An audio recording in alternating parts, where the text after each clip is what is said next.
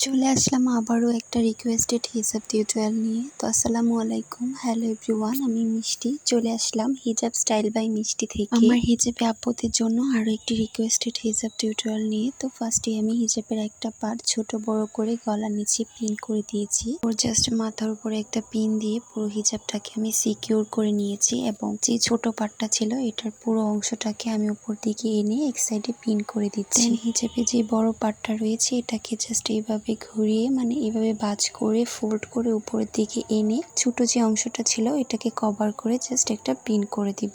তারপর জাস্ট পুরো হিজাবটাকে ভালো করে কভার করব এবং পুরো হিজাবটাকে সুন্দর করে সেফটি পিন এবং ব্রুচ ইউজ করে ভালো করে সেট করে নিব। জাস্ট বড় অংশটাকে সামনের দিকে এনে ফোল্ড করে একটা ব্রুচ দিয়ে পুরো হিজাবটাকে আমি আটকিয়ে নিব। তো তোমরাও কিন্তু তোমাদের পছন্দ মতো পিন, হিজাব ব্যান্ড ব্রুচ ইউজ করতে পারো। তো আমি জাস্ট এটাকে সেট করে নিচ্ছি। তো আমি এখানে দুইভাবে ওড়না দিয়ে দেখাবো তোমাদেরকে হিজাবের সাথে। আমি একটা ওড়নার স্টাইল দেখাচ্ছি, দেন আরেকটা হচ্ছে সাইডে নিয়ে এসে আমি একটা স্টাইল দেখাবো। তোমাদের যেভাবে ভালো লাগে তোমরা কিন্তু ওইভাবে হিজাবটাকে রাখতে পারো, ক্যারি করতে পারো। তো আমার টিউটোরিয়ালগুলো যদি তোমাদের কাছে ভালো লেগে থাকে তাহলে অবশ্যই আমার ইউটিউব চ্যানেলটাকে একটা সাবস্ক্রাইব করে দিবা।